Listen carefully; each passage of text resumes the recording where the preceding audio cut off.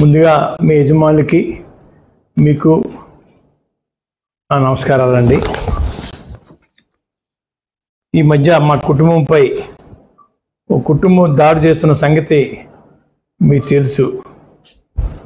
ఆ కుటుంబానికి మాకు చాలా సంవత్సరాల క్రితమే మనస్పర్ధలు వచ్చాయండి. అంతంత మాత్రంగానే ఆ సంబంధాలు ఉండేవి.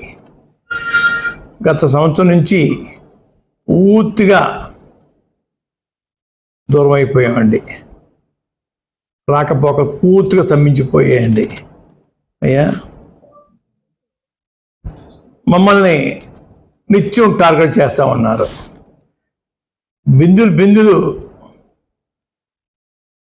నిండిపోతున్నాయండి ఆ కళ్ళ నీళ్ళు. వాళ్ళు ఏడుస్తూ ఉంటున్నారు, నిత్యం ఏడుస్తూనే ఉంటున్నారు.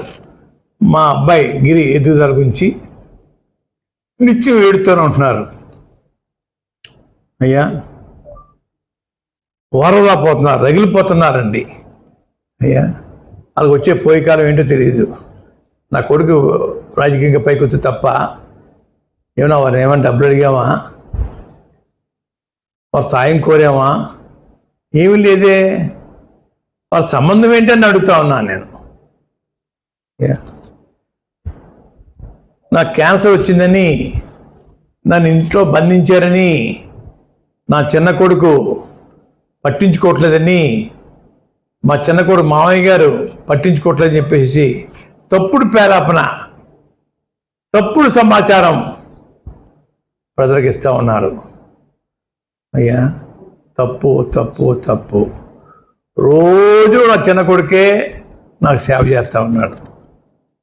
రోజు నా చిన్న కొడుకే నాకు సేవ చేస్తూ ఉన్నారు.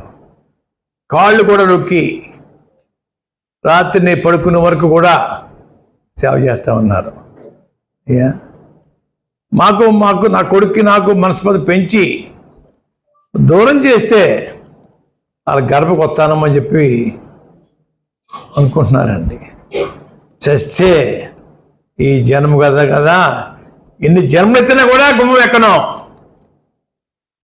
ఆ గుమ్మం ఎక్కడం కోసం నాకు, నా కొడుక్కి, మా వియ్యంకుడు శివాజీ గారికి మనస్పర్ధ పెంచడానికి ప్రయత్నం చేస్తూ ఉన్నారు. అది ఆపండి, తప్పు. ఇటువంటి కుళ్ళు రాజకీయాలు, కుళ్ళు మనస్తత్వాలతోటి ఎంతకాలం జీవిస్తారని అడుగుతా ఉన్నా నేను. మీకు నాకు సంబంధం ఏంటి? సంవత్సరం కాలం నుంచి మీకు మాకు రాకపోకలు లేవే. ఎందుకు నా గురించి ఎడుతూ ఉన్నారు మీరు? బిందులు కళ్ళ నీళ్ళు గచ్చేస్తా ఉన్నారే. నా కొడుకు రాజకీయాలు రావటం వాళ్ళకి కంటికి చూడలేకపోతున్నారు, ఆ కంటితోటి. ఇంకో మాట చెప్తున్నాను, నా కొడుకే కాదు, నా మనవరాలను కూడా రాజకీయాలు దింపుతాను. మనవరాలు ముఖ్యమంత్రి స్థాయి తీసుకెళ్తాను. మనవరాల తర్వాత మనవను కూడా రాజకీయాలు దింపుతాను. ఎవరు ఎన్ని ఏడిసినా ఈ కార్యక్రమం పూర్తి చేస్తాను.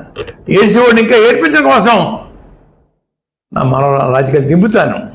ముఖ్యమంత్రి స్థాయికి తీసుకెళ్తాను. మనవరాలని కూడా తీసుకెళ్తాను రాజకీయాల్లోకి. వదిలిపెట్టను. ఎవడో ఏడుతున్నారని చెప్పేసి వదిలేస్తాను రాజకీయాలు నేను. వీళ్ళకి నాకు సంబంధం ఏంటి? అయ్యా, గుర్తుపెట్టుకోండి, జాగ్రత్త.